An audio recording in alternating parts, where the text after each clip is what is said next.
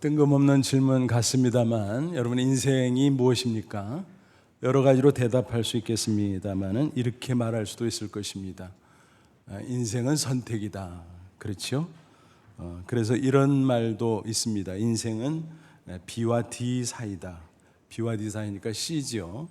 무슨 말인가 하면 B, birth, 출생이지요.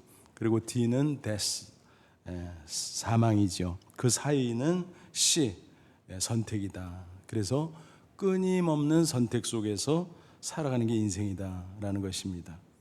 그렇습니다. 우리는 매 순간, 매일이 아니라 매 순간 숱하게 선택하며 살아갑니다. 사소한 문제부터 중대한 문제까지 선택하는 게 우리의 삶 자체다라는 것입니다. 그 결과들이 하나하나 모여져서 내 인생이 만들어지는 것입니다. 그러니까 오늘 내 인생의 모습은 어제까지의 선택의 결과, 그렇게 말해도 과언이 아닐 것입니다. 하나님께서 우리 인간을 창조하시고 자유의지를 부여하셨습니다. 스스로 생각하고 판단하고 결정할 수 있는 권리를 주셨다는 것입니다. 이 자유의지를 다른 말로 표현하면 뭘까요? 선택권이죠. 선택권. 그러니까 우리 인간에게는 선택의 자유가 주어졌구나, 그것을 알 수 있죠. 그런데 정말 중요한 사실이 있어요. 선택은 자유지만 그 결과는 고스란히 자신의 몫이다라는 것입니다. 그렇다면 엄벙덤벙하면 안 되겠네요. 신중하고 지혜롭게 선택을 해야만 할 것입니다. 특별히 인생은 단 한 번이잖아요. 되돌아갈 수도 없고 번복할 수도 없고, 그러므로 그때그때 선택을 잘 하는 게 최선입니다. 많은 사람들이 선택을 할 때 어떻게 하죠? 어떤 기준입니까? 어떤 사람은 감정적으로 합니다. 또 어떤 사람은 이성적으로 합니다. 나름대로 잘 한다고 하지만 자칫 실수하기 십상이다라는 것입니다. 그리고 후에 막심할 수도 있습니다. 선택을 길을 찾아가는 것으로 비유한다면 엉뚱한 길로 가게 될 수 있다는 것입니다. 심지어는 사망의 길로 빠질 수 있습니다. 그래서 잠언에서 이렇게 경고하죠. 잠언 14장 12절, 어떤 길은 사람이 보기에 바르나 필경은 사망의 길이니라. 자기는 맞는다고 찾아가요. 그런데 잘못됐네. 심지어 사망의 길, 멸망의 길, 이게 뭐지? 그렇게 된다는 것입니다. 따라서 우리는 감정적, 이성적 선택이 아니라 신앙적 선택을 해야 될 것입니다. 그런 선택을 다른 말로 하면 영원을 위한 선택입니다. 그러니까 우리는 길게 보고 선택을 하는 것입니다. 우리의 미래, 심지어는 현세를 넘어 내세까지 생각하면서 판단하고 결정하고 선택하는 것입니다. 당장만 생각하면 실수할 수 있다는 것입니다. 우리가 미래와 영원한 내세까지 내다보면서 선택하면 올바른 선택을 넉넉히 할 수 있습니다. 그렇게만 할 수 있다면 후회하지 않을 수 있습니다.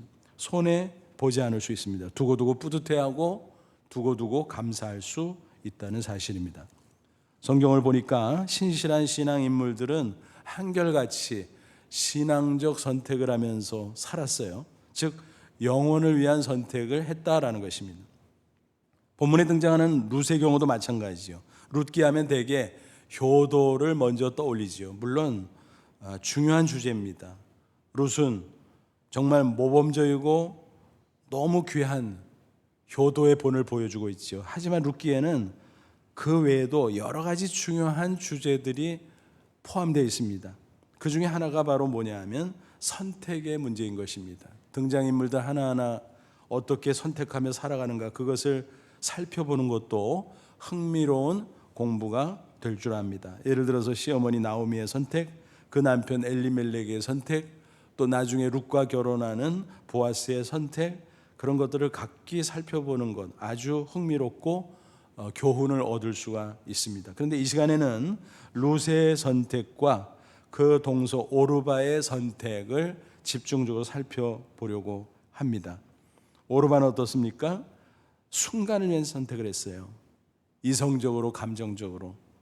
반면에 룻은 영혼을 위한 신앙적 선택을 했다는 것입니다. 그 결과 각각의 인생이 어떻게 됐습니까? 영원히 다른 길로 갈라지고 말았다는 사실입니다. 당연히 우리는 룻과 같은 신앙적 영혼을 위한 선택을 해야 마땅할 것입니다. 그럴 때 후회하지 않는 복되고 아름다운 인생을 살아갈 줄로 믿습니다. 아무쪼록 저와 여러분 모두 룻과 같이 영혼을 위한 선택을 함으로써 꼭 승리의 인생 사시기를 주님의 이름으로 축원합니다. 그럼 룻기의 배경을 조금 말씀을 드리죠. 그때는 사사시대 마렵, 연대는 BC 11세기경이었습니다. 베들레헴 지방에 엘리멜렉이라는 사람이 살고 있었어요. 근데 그 지방에 흉년이 들었습니다. 베들레헴은 그 이름에서 우리가 눈치챌 수 있을 정도로 아주 부요한 곡창지대였습니다. 베들레헴 무슨 뜻이지요? 떡집이라는 말입니다. 떡집. 그러니까 그만큼 곡창지대요 풍요로웠겠구나 짐작할 수 있는데, 그곳에 흉년이 들었다? 그러면 다른 지역은 두말할 필요가 없죠. 그러니까 이스라엘에 전국적으로 흉년이 들었다, 심각했다, 베들레헴이 그 정도면, 그렇게 우리는 판단할 수 있습니다. 그럼 무슨 사연이 분명히 있는 거죠. 뭘까요? 사사시대라는 말을 통해서 우리가 힌트를 얻을 수 있잖아요. 그 시대는 하나님을 배반하고 우상신을 섬겼어요. 또 죄악에 빠졌어요. 하나님께서 그런 이스라엘을 향해 징계를 내리셨던 것입니다. 그럼 급선무가 뭘까요? 빨리 회개하고 빨리 하나님께로 돌아오는 것입니다. 그런데 안타깝게도 엘리멜렉 식구들은 어떻게 했을까요? 당장 눈앞의 고난을 피하고 보자, 이런 식의 오판, 또 잘못된 선택을 하게 됩니다. 그래서 그들은 빨리 고난을 피하고 보자라는 심산으로 멀리 이방인의 땅인 모압으로 떠나게 됩니다. 이민을 간 셈이죠. 그런데 그게 너무너무 잘못된 것이었습니다. 이런 말이 있어요. 여우 피하려다가 호랑이 만난다. 그 말이 딱 맞습니다. 잠시 체류할 계획이었지만 그게 말대로 안 되잖아요. 1년이 2년 되고 3년 되고 10여 년 지났는데 그 과정 속에서 숱한 시련이 닥쳐옵니다. 엘리멜렉이 죽고 두 아들도 연속해서 죽고 결국 미망인 나오미와 두 며느리 룻, 오르바 세 여인만 남게 되었다라고 하는 것입니다. 그제야 나오미가 정신을 차리죠. 야, 모압으로 간 것이 오판이었구나, 불신앙적 선택이었구나. 그걸 깨닫고 그럼 어떡하지? 고향 베들레헴으로 돌아가자, 그렇게 생각하고 결단합니다. 그것은 단순한 지리적인 이동을 넘어서 영적 이동이었습니다. 회개하고 하나님의 품으로 돌아가는 것이었습니다. 그런데 문제는 두 며느리잖아요. 그 당시 이스라엘에 계대 결혼 제도가 있기는 했습니다. 그게 뭔가 하면, 예를 들어서 형이 자식을 남기지 못한 채 죽으면 혼자 된 형수와 결혼해서 대를 이어주는 제도입니다. 오늘의 관점에서 보면 망측하지만 고대 여성이 홀로 살아가기 어려웠던 것을 감안하면 그 시대로서는 일종의 사회보장제도 같은 것이었음을 알 수가 있습니다. 그런데 나오미에게는 더 이상 남은 아들들이 없었어요. 또 나이가 많아서 재혼할 수도 없었어요. 설사 재혼해서 아들을 낳는다고 해도 그 아들이 자라서 결혼하려면 얼마나 많은 세월이 흘러야 됩니까? 불가능한 얘기죠. 그렇다고 다른 집안 사람들과 결혼을 시켜준다? 그것도 쉽지 않습니다. 왜냐하면 이스라엘 백성들은 이방인들과 결혼하는 것을 기피했거든요. 그러니까 나오미가 생각할 땐 너무 딱한 거예요. 그래서 두 며느리에게 얘들아, 이제는 친정으로 돌아가라. 그리고 재혼해서 잘 살거라. 그렇게 권유를 합니다. 하지만 두 며느리는 차마 돌아설 수가 없잖아요. 인간적으로. 그 늙은 시어머니를 어떻게 혼자 가라고 방치합니까? 그래서 뒤따라가죠. 근데 한참 가다가 나오미가 아무리 생각해도 이건 아닌 거예요. 못할 짓인 거예요. 그래서 간곡하게 만류하죠. 야, 얘들아, 내 말 들어라. 제발 좀 가라. 내가 너무 괴롭다. 결국 오르바는 냉정한 현실 앞에서 눈물을 흘리며 돌아서게 되지요. 눈앞의 현실을 감안한 합리적인 이성적인 선택이었습니다. 반면에 룻은 어떻게 하죠? 끝까지 따라갑니다. 그 장면이 14절에 있죠. 그들이 소리를 높여 다시 울더니 오르바는 그 시어머니에게 입맞추되 돌아갔다는 거지요. 룻은 그를 붙쫓았더라. 붙쫓다. 우리가 잘 안 쓰는 동사입니다만 굉장히 중요한 단어죠. 히브리 원어로 다바크예요. 다바크. 이 다바크는 무슨 뜻인고 하면 착 달라붙다 그런 뜻이에요. 그래서 영어 성경 보면 cling to로 번역을 하고 있습니다. 그러니까 착 달라붙어서 가라 그럴수록 오히려 막 더 따라갔다라고 하는 거죠. 이렇게 해서 두 여인의 운명이 완전히 갈라지게 됩니다. 같은 집안에 시집왔어요. 같이 형제인 남편들을 각각 함께하며 살다가 각각 또 사망했어요. 두 여인이 정말 너무너무 비슷한 상황이죠. 하지만 이 선택으로 말미암아 두 사람의 영원한 운명이 갈라지게 됐다는 것입니다. 현실적으로 보면 어떻습니까? 오르바가 현명하죠. 현실적 판단이죠. 룻은 어때요? 어리석죠. 하지만 나중에 보니까 정반대구나 라는 걸 알 수 있습니다. 오르바야말로 생각이 짧고 어리석었습니다. 룻이야말로 지혜로운 사람이었습니다. 성경은 그 뒤에 룻의 이야기는 계속 풀어가고 있습니다만 오르바에 관해서는 어때요? 침묵이에요. 뚝 그쳐요. 무엇을 암시합니까? 오르바는 별 볼 일이 없구나 라는 거죠. 룻의 결단은 영혼을 위한 선택이었지만 오르바의 행동은 순간을 위한 선택에 불과하고 그것으로 그의 인생은 끝이다 라는 것입니다. 주권대 오르바는 어떻게 됐을까요? 다시 모압의 우상신인 그모스 신을 섬기게 됐을 것입니다.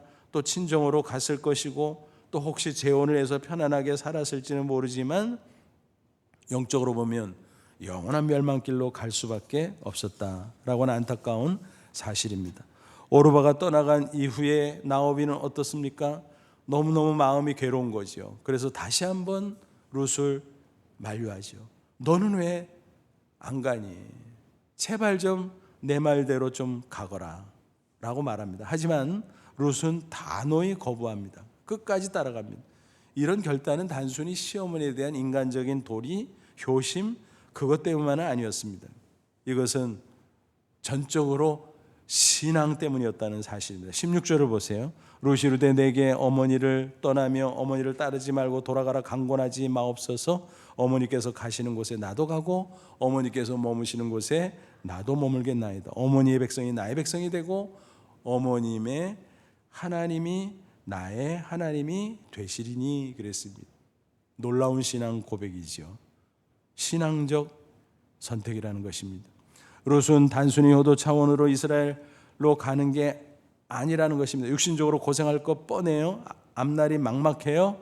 하지만 모든 것을 포기하고서라도 여호와를 경외하는 신앙만큼은 지키겠다. 절대로 내가 놓지 않겠다. 바로 그런 뜻이었던 겁니다. 그러니까 마치 이런 거예요. 예수님께서 천국 비유 가운데 하신 말씀이 있잖아요. 마태복음 13장 보면 여러 종류의 천국 비유가 나오는데 그 중에서 44절 보면 보화의 비유가 나와요. 천국은 마치 밭에 감추인 보화 같으니 사람이 이를 발견한 후 숨겨두고 기뻐하며 돌아가서 자기의 소유를 다 팔아 그 밭을 샀느니라 그랬어요. 무슨 얘기예요? 고대 그 문화적 배경을 이해해야 해석을 할 수 있겠죠. 고대는 은행이 없었잖아요. 게다가 금속 화폐였잖아요. 그러니까 보관할 때가 마땅치가 않은 거예요.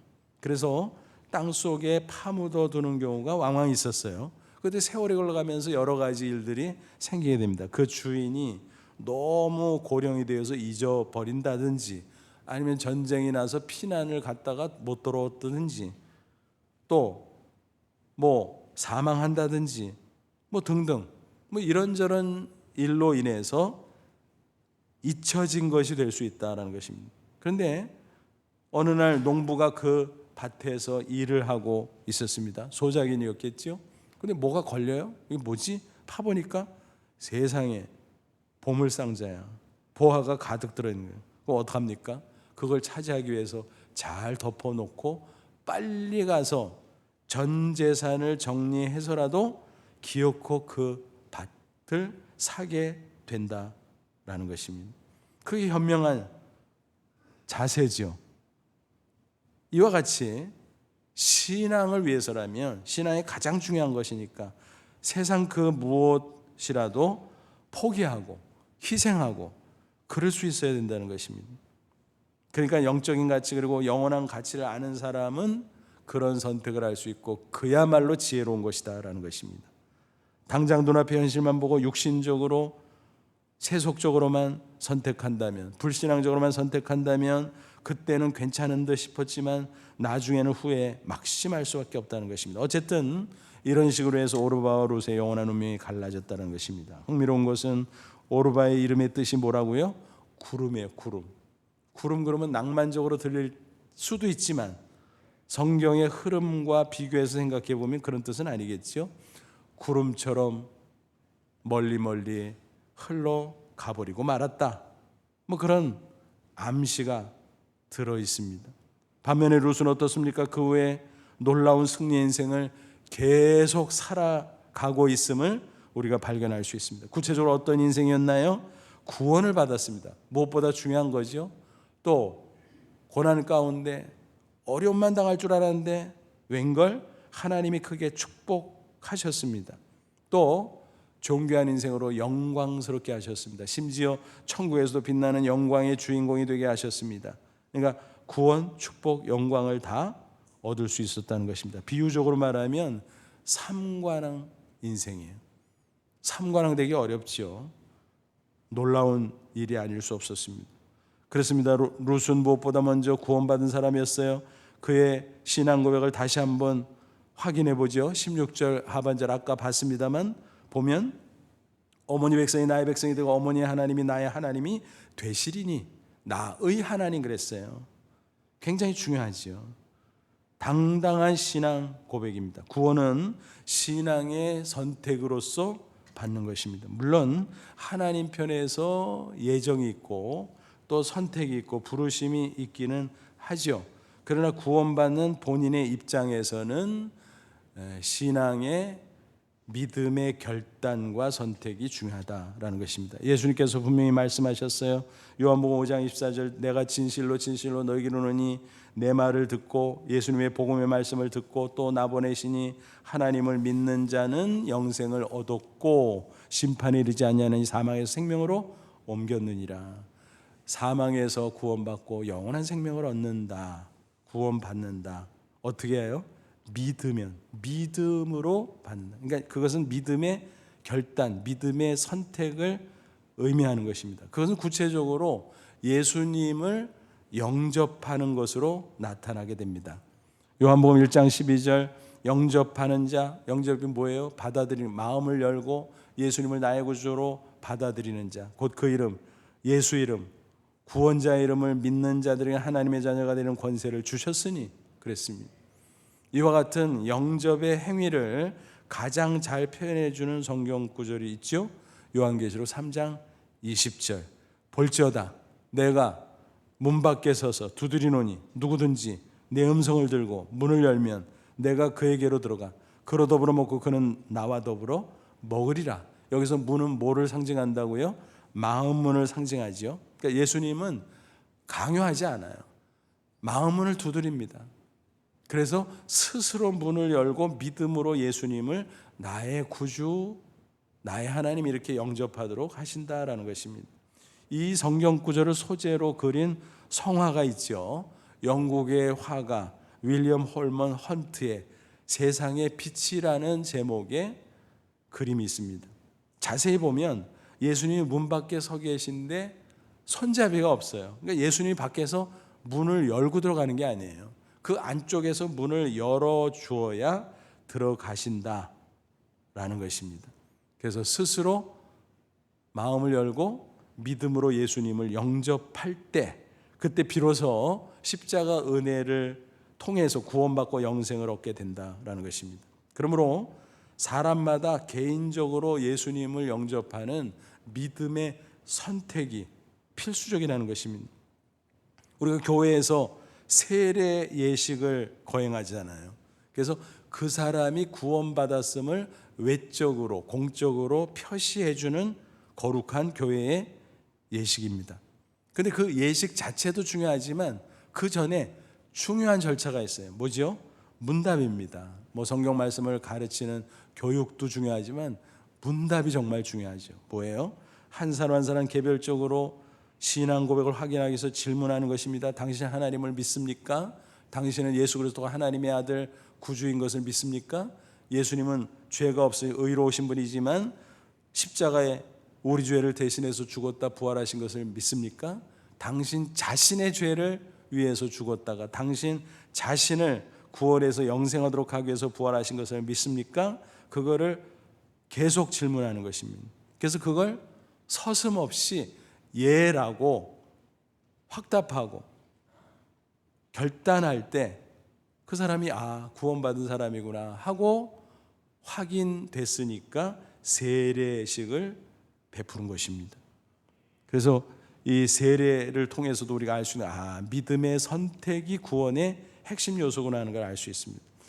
제가 목회자로서 이따금 병환 중에 계신 분들을 찾아가서 기도해 드리는 경우가 있죠.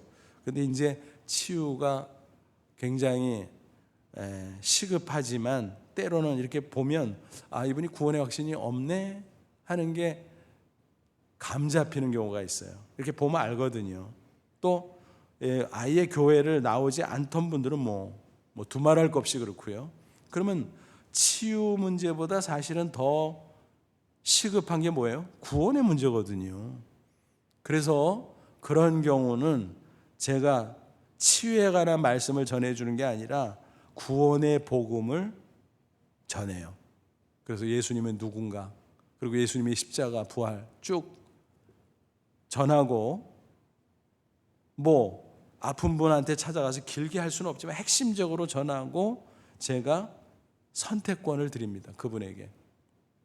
목사가 기왕 왔으니까 기도해 드리겠습니다. 근데 두 가지 메뉴를 드릴 테니까 하나를 선택하세요. 하나는 그냥 병의 치유만 위해서 기도해 주는 거 원하면 그냥 해 드리고, 아니면 예수님을 믿음으로 영접하는 이 결신 기도, 그거를 같이 도와드리면 그렇게 해드리고, 또 이어서 질병의 치유를 위해서도 기도하겠습니다. 이 둘 중에 뭐 하시겠습니까?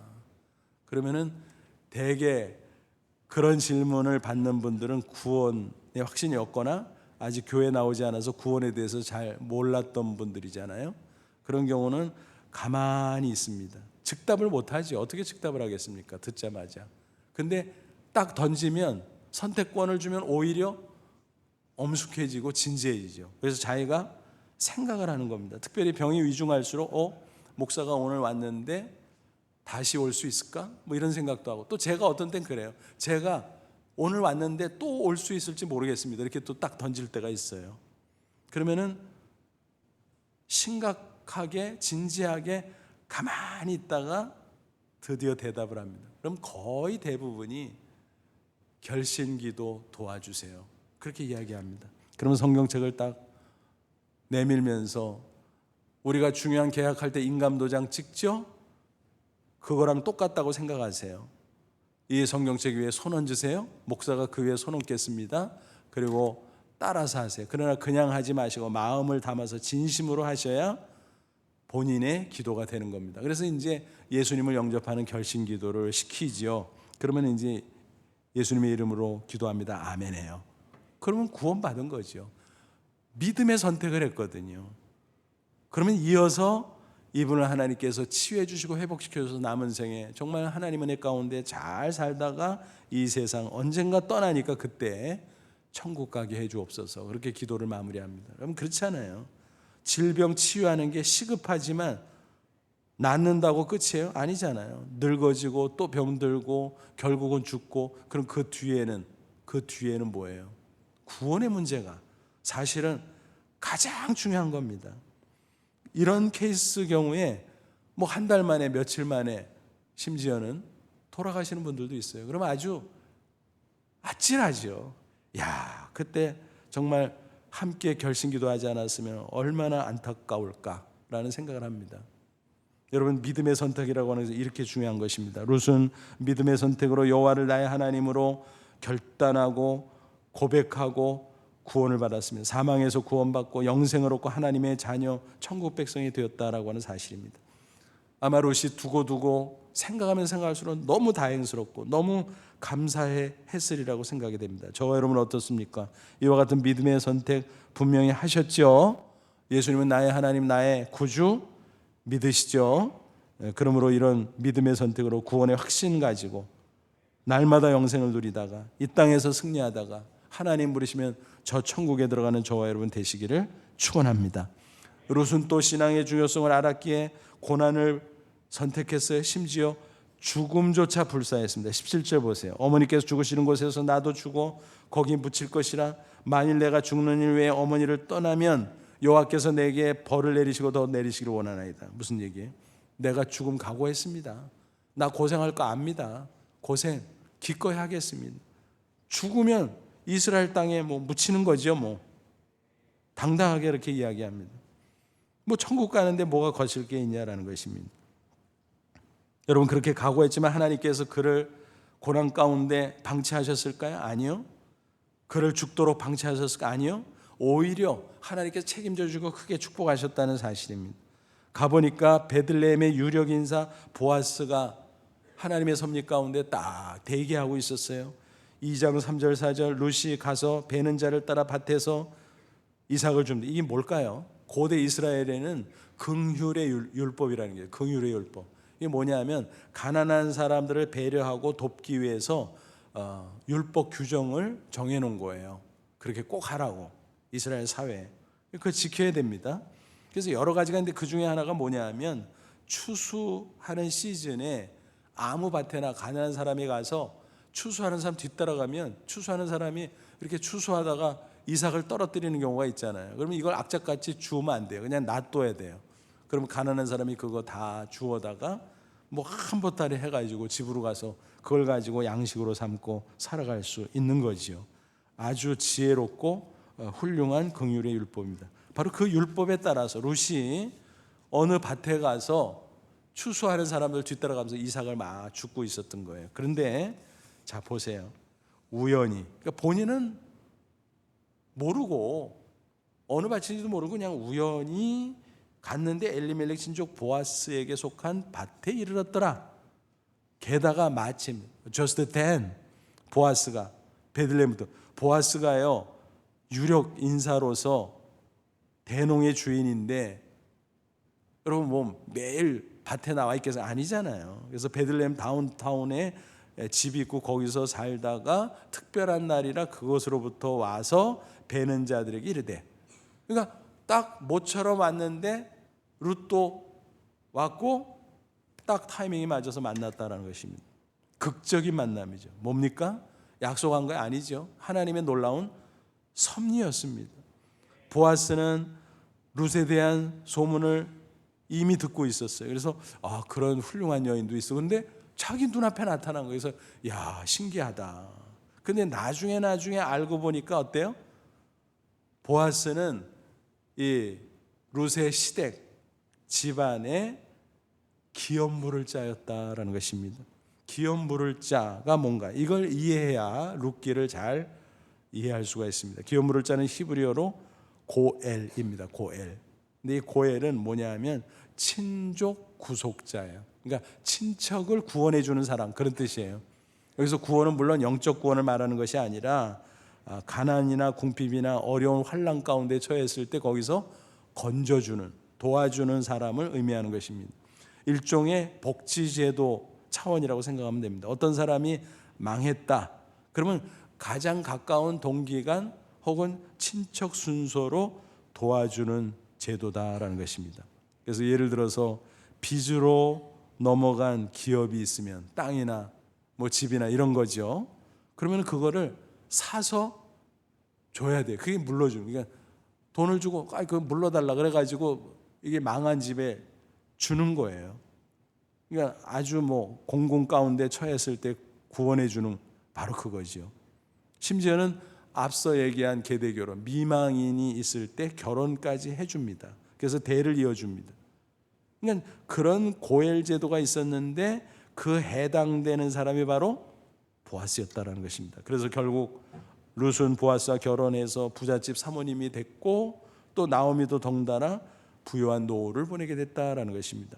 룻은 오직 하나 신앙 그것을 위해서 모든 것을 포기했습니다. 고난을 각오했습니다. 죽음도 불사했습니다. 하지만 하나님은 그의 믿음의 선택을 귀히 보시고 넘치도록 축복해 주셨다는 것입니다. 예수님께서 주신 성경의 축복의 원리 그대로지요. 마태복음 6장 33절 그런즉 너희는 먼저 그의 나라와 그의 의를 구하라 그리하면 이 모든 것을 너희에게 더하시리라. 뭐예요? 하나님의 뜻대로 살아라. 하나님의 영광을 위해서 살아라. 그러면 이 모든 것, 무엇을 먹을까 마실까 입을까 세상 걱정 염려하는 거 그거 다 차고 넘치게 채워주겠다. 하나님의 약속이요 축복의 공식입니다. 그래서 C.S. 루이스가 그런 말을 남겼어요. 천국을 지향하라 그러면 세상을 덤으로 얻을 것이라 세상을 지향하라 그러면 천국과 세상 둘 다 잃을 것이다. 그런데 사람들은 어때요? 그냥 눈앞의 현실 세상만 집착하고 따라가요. 그런데 둘 다 잃어버린대요.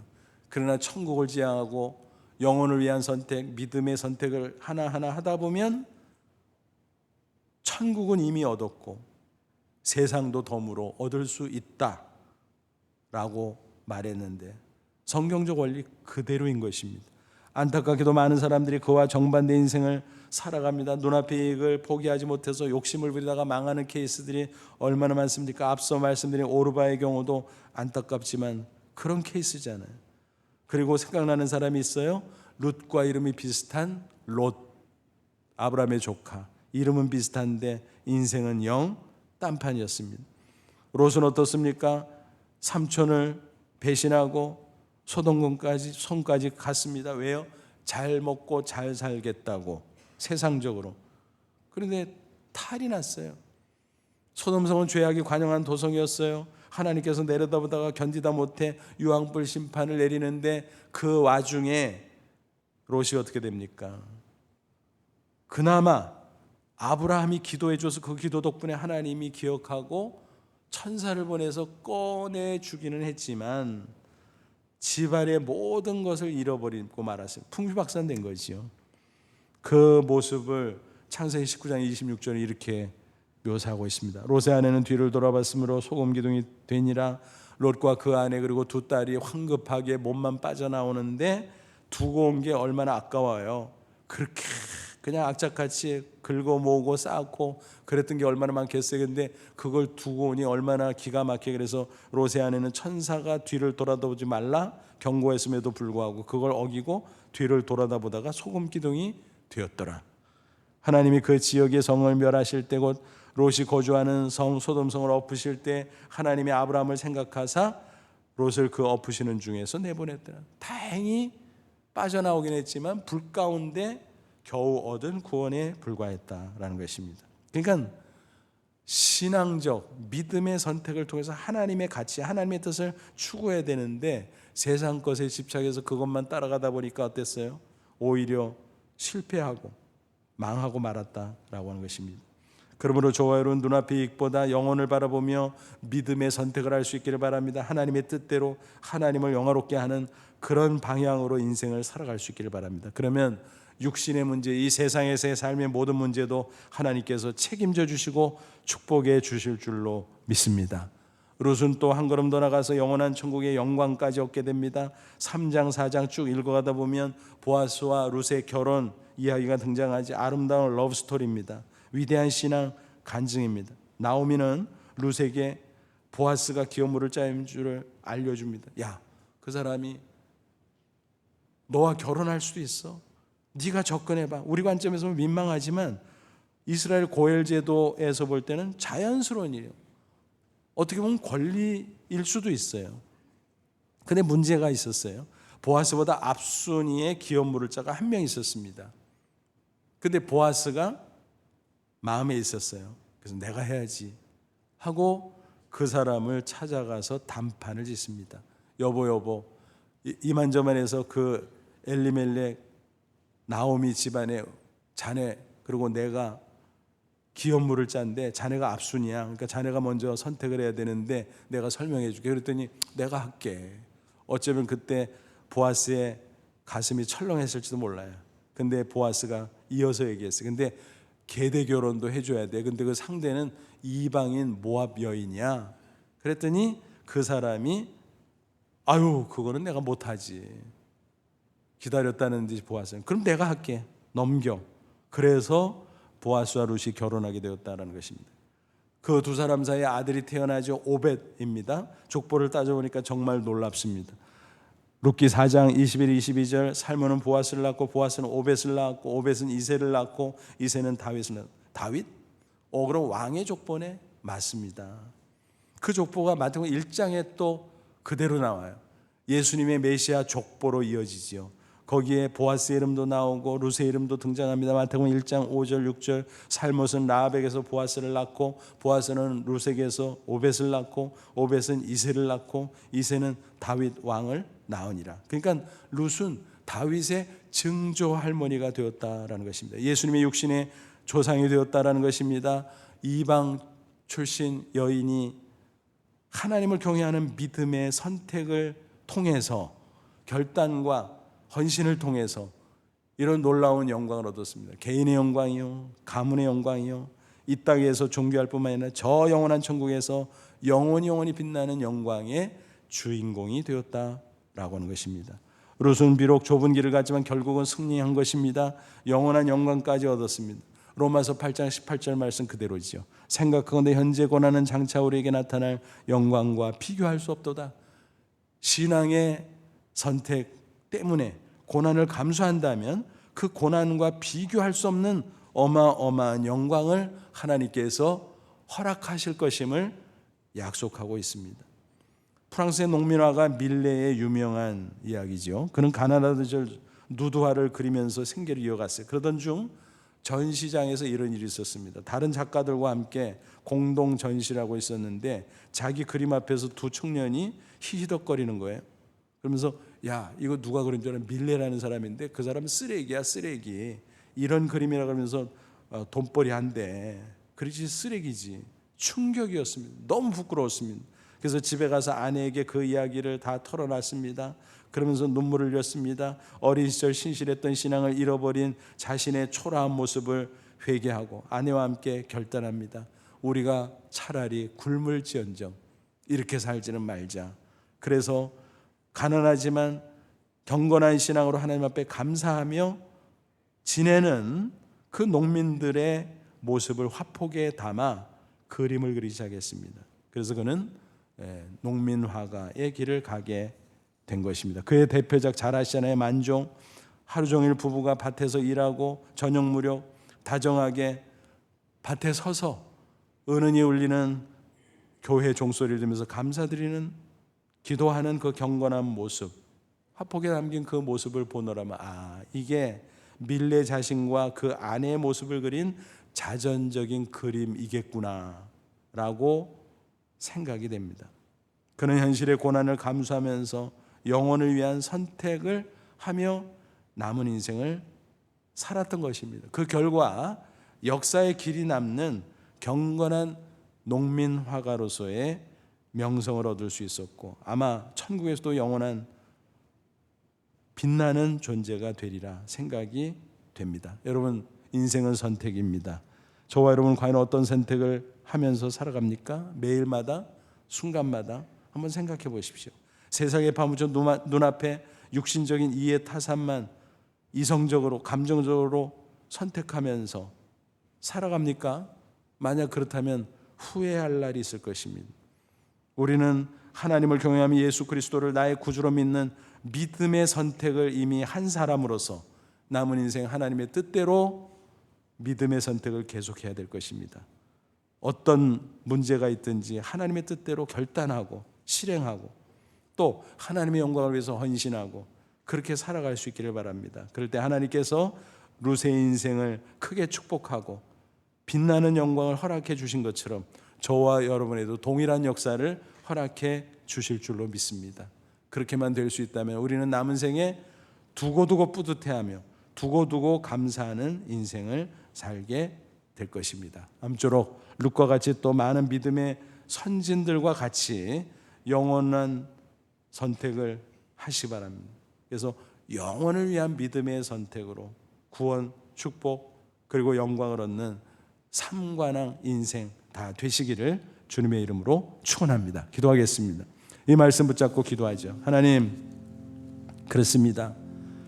예수 믿고 구원받은 하나님의 자녀, 믿음의 선택을 귀히 보시고 나를 자녀 삼아 주었사오니 그 믿음의 선택으로 남은 인생을 살게 하옵소서. 오직 주의 뜻대로 살기를 원하며 오직 하나님의 영광을 위해서 헌신하며 살기를 원합니다.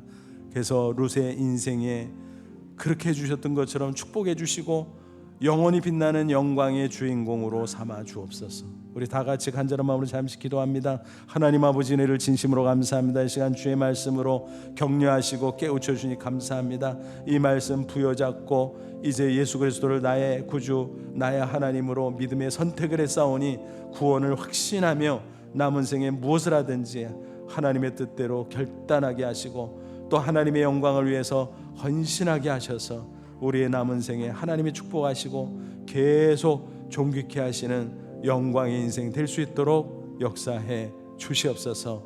예수님의 이름으로 기도하옵나이다. 아멘.